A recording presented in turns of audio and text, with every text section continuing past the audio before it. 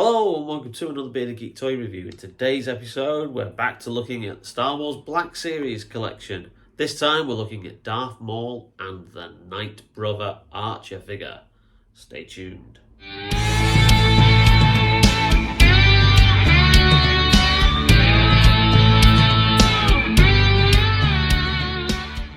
Welcome back to the channel, and in today's episode we're looking at two Black Series figures here from the Star Wars range by Hasbro. Both Zebrax, which is the alien race that the infamous Darth Maul belongs to. So we do have Darth Maul here from the Clone Wars, and we'll have a closer look at him soon. And we've also got my first Gaming Greats Black Series figure. Now, this is... he unfortunately doesn't have a name. He's just called the Nightbrother Archer. So obviously from Dathomir, which obviously is the planet that Darth Maul and Zebrax come from. And also, if you're keeping up to date with your Star Wars lore, you'll know that the witches who appeared in Ahsoka recently made their live-action debut. They are also from Dathomir. So it all ties into the bigger mythology of Star Wars. Now, the Gaming Greats line is based on characters who appear from the actual games themselves. So this is a character who appeared in Star Wars Jedi Fallen Order. And I would not usually get this kind of figure, but he was absolutely dirt cheap on Star Action figures. About £10, I think he was. Which I got him just before July, end of June, beginning of July. So, so he's from Jedi Fallen Order, which is one of the recent big Star Wars games for consoles. And then you've got, obviously, Darth Maul here. Now, this version is Darth Maul from the Clone Wars. So he has the robotic legs, because obviously they brought Darth Maul back in the Clone Wars animated series. And there's a rendition of him. Rendition. There's a rendition of him in the artwork. And obviously a bit of a description there. And this guy was cheap on Amazon. He was £11, which ironically I bought whilst I was actually on holiday in Florida. I did see this figure. He is quite rare. And in the... shop that is next to Star Tours, which is the very first Star Wars ride before they created Galaxy's Edge. So that's the flight simulator where you can fly and enter Star Wars adventures. And it's now in 3D and it's multi-adventures. You don't know what you're getting every time you ride it. So it's more fun, I think, now than the original version. But Tatooine Traders had this, and he was literally right at the back on the bottom of a shelf. And I thought, ooh, you don't see him often. So I thought I'll put him to the back because I wasn't going to buy him. It was our first day in Hollywood Studios. So I stuck him to the back of the shelf. And then literally I got a notification that he was cheap on Amazon. And I thought, well, do you know what? Rate of exchange, $25, which would be about 20 quid, plus sales tax, or just get him for 11 quid off Amazon. It was a no-brainer, so I ordered him, so by the time we got back from our holidays, he was there waiting for us. Anyway, that's enough waffle of me. We're going to open these, and we're going to open the Nightbrother Archer first.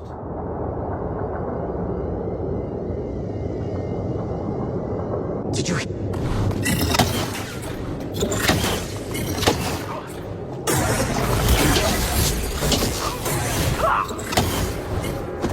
Here we have the Nightbrother Archer, and the first thing that I think of when I took him out of the packaging is that he reminds me of one of those toys that's been in the shop window a little bit too long. He looks like he's faded, but he is meant to be this colour. I actually thought he was meant to be a darker red, similar to Darth Maul, but he isn't.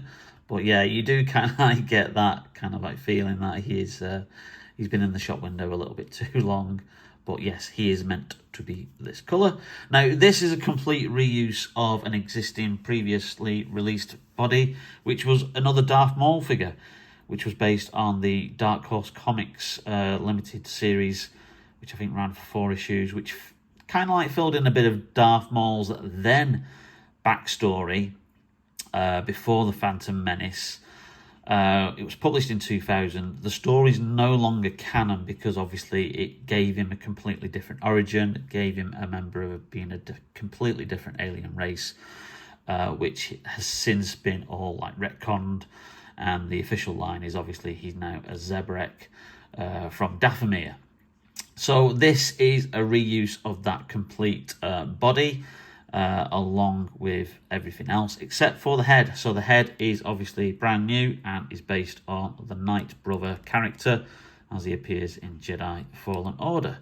And he's obviously got different markings on his face, a bit of a different scowl there. I do like the movement in there with the way the head can go up and down with the neck. That's very, very good. So that could probably put him in some particular good poses. And obviously he's got more prominent horns than what Darth Maul has, because obviously some Zabraks have bigger horns than others, including Darth Maul's brother, Savage Opress, who was also made his debut in the Clone Wars cartoon,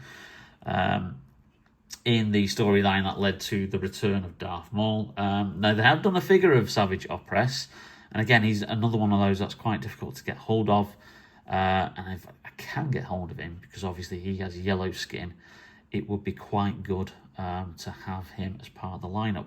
Only comes with one accessory, which is obviously his kind of like laser arrow, as it were, bow. So there's not much. Actually, there's no paint detail on it apart from the laser bit here. So you can't even really have him in a pose where he's like kind of like pulling it back, as it were. So I'm not too sure what you can do with that. Finally got him holding the bow, because the handle is there. Like I said, a bit of disappointing that there's no real like major like paint work on that bow, besides like the laser kind of like string, wire, whatever you would call it. And yeah, this is, as I say, it's based on an older figure. Like you've still got like pinned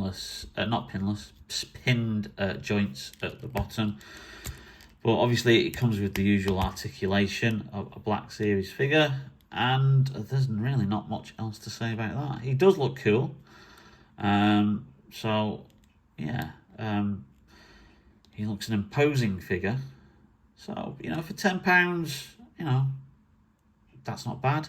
Given the fact that Hasbro, in their infinite wisdom, have the Gaming Greats line at, they did do, when the average price of a Black Series figure was roughly £20, the Gaming Greats line was around about 25.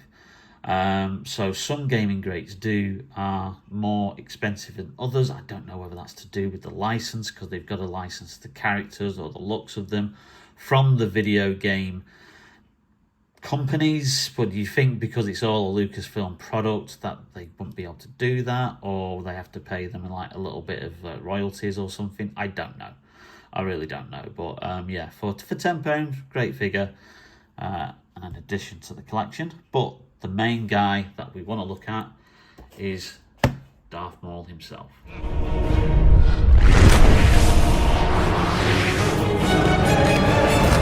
I challenge you, one warrior to another, and only the strongest shall rule Mandalore.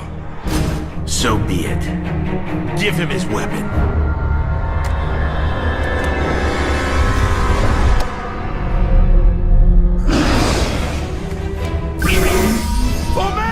So here he is, back from the dead, the former apprentice to Darth Sidious, as he appeared in the Clone Wars with his kind of like redemption arc, as he was found by his brother Savage Opress to have survived his encounter with Obi-Wan Kenobi on the planet of Naboo, obviously cut in half and given robotic legs, and helped by the the witches of Dathomir, to then exact his revenge on Darth Sidious along with his brother.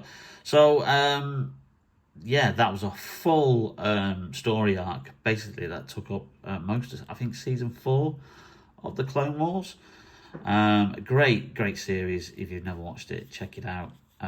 It really does establish a lot of the events of what happened between episode 2, The Attack of the Clones, and episode 3, Revenge of the Sith. So this figure was a completely brand new figure. I think a brand new sculpt of the head. Does capture Ray Park's likeness there as Darth Maul, but also exhibiting a bit of the look of how he appeared in the cartoon, but obviously keeping that photorealistic style that the Black Series figures have. You've obviously got some waist swivel there. You've got some movement in the arms. Obviously a bit restricted with the shoulder pads that they've got, but the usual articulation, you've got thigh swivel, and then you've got obviously movement at the robotic legs. And obviously the robotic legs continue upwards, but he wore kind of like trousers. That showed off obviously the rest of his robotic legs there. Yeah, it's a great design, a great look, and he does come with 2 accessories, which we'll just pop him down there. Hopefully he'll stand up. And obviously these are his 2 lightsabers. So he has one half of his lightsaber from the Phantom Menace. Obviously the other half was destroyed. Now that does have a pin there. I'm just having a look to see if there's anywhere placed on. Is that there for you to put, because they're quite long hilts for Darth Maul, and I'm just wondering whether that doesn't quite fit in there. There's no other places on his belt where you would say, oh, that fits in anywhere. But it's interesting because obviously that is based on the design of the hilts as they appeared in his first release of his figure, which was based on obviously his appearance in Phantom Menace. One of the very first Black Series figures, released in 2013, became very, very popular, very, very difficult to get hold of. Was then released in the Archive collection, and I never got hold of it either when it was re-released, because by that point I was collecting Star Wars Black Series, and it still commands a very, very high price on the secondary market. So this is probably one of the reasons why I opted to get this figure, because then I do have a Darth Maul in my Black Series collection. The other saber is what's called his Shadow Saber, so Shadow Maul. Now, interestingly, we do have the life-size version of this, because my son Zach, on our recent trip to Orlando, bought the Darth Maul Shadow Maul lightsaber hilt and blade from Doc Ondars. So we will do a figure review of that in the future, if I can coax it out of his bedroom where it's on display. But again, that has another pin there, which again, if you pop the saber out, does that fit into there? I don't think it does, because I think the problem with the Maul hilts is that they're very, very long. So no, that's not going to fit in there either. So we'll just pop that back. But in true Darth Maul style, because he does like to have the double-ended lightsaber, you can put this together like so. I'll just slot that in. There you go. So you can have his double-bladed lightsaber as it then appeared in the Clone Wars, where he had 2 different hilts. So you've got that option if you want to have him with that, or you can have him just wielding 2 different lightsabers. So there you go. I've got him wielding both lightsabers separately rather than together. because I think it kind of looks cool that way. And if I was to ever get a Phantom Menace Darth Maul, I'd have him with, obviously, the double-bladed lightsaber. But for those eagle-eyed viewers and people who've watched other videos on the channel, when I've briefly shown displays of my Black Series figures, some of you might say, well, hold on, I've spotted that you had a Darth Maul figure on display with the Dark Side and the Empire figures. And yes, I did, but he wasn't a Black Series figure. It was this guy here. Now, as you can see, there is some considerable size difference. But this figure is quite unique because it was Hasbro's first foray into a 6-inch line. It was released in 2000. They released 3 figures: Darth Maul, Episode 1 Obi-Wan, and a Destroyer droid. And the line died a death. It was part of the Power of the Jedi line, which is what the 3.75-inch figure line was currently then called, but this was called the Power of the Jedi Mega Action line. So, if you can see here, we'll just bring that in, he is in that 6-inch scale, but obviously he's a bit chunkier than the other figures, and obviously Ray Park, who plays Darth Maul, he's not the tallest of guys, so he's in scale with other figures. And obviously you've got the Nightbrother here, who is just under that 6 inches as well. But yeah, this guy didn't take off, and it was a shame really, because it was kind of like it's a great figure. Yeah, he looks a bit manic, but the sculpt is great. And as with always the toys of the late 1990s and early 2000s, it had to have a gimmick. And because it was called Mega Action, if you push the legs together, yeah, you could get him to do that with the lightsaber. And I believe Obi-Wan was exactly the same. So yeah, so this guy is kind of like sat in my Black Series display, basically because it's cost prohibitive to get this version of the Black Series figure. And I thought, yeah, he's roughly in scale. Yes, I know he's a little bit bigger, but I had him kind of like stood at the back, like on a plinth, so you didn't kind of like see just how different in scale he was. But there you go, that's a blast from the past. That's the Power of the Jedi Mega Action Darth Maul, which was Hasbro's first failed attempt at doing a 6-inch figure line, and only lasted 3 figures. And I did pick him up ridiculously cheap. I think something like a $5 at a comic con a couple of years after he'd been released, because they didn't sell. And there was the one store that had stacks of them, and I thought, do you know what, that looks a good figure for £5. I'll grab that. I should have grabbed the Obi-Wan and the Destroyer droid as well, because even though this one and the Obi-Wan Kenobi don't go for large amounts of money, the Destroyer droid does. So there's a bit of hindsight for you. I should have picked up all 3, then I would have had all 3 figures in my collection. Anyway, we'll put him in the background because that's where he needs to go. This guy is going to take pride of place in my Black Series collection now. A great figure, and he's going to go alongside the Nightbrother Archer as well.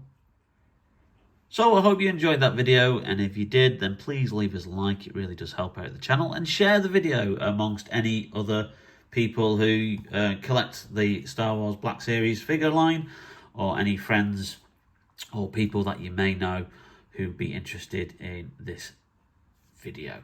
Also, if you've not yet subscribed to the channel or hit that notification bell, then please do both of those. We're well past 800 subscribers. inching ever closer to 1,000. So again, please share the video as much as possible. Let's get as many people subscribed to the channel as possible by the end of the year. It's still my goal to hit to that 1,000 subscribers mark, so I'd be really, really appreciative if you could spread the word of Bearded Geek Toy Reviews. But in the meantime, we still have some cool videos to come. We've still got some Marvel Legends, more Star Wars Black Series, and some more Indiana Jones Adventure Series reviews to come. But take care, stay safe, and we'll see you very, very soon on Bearded Geek Toy Reviews.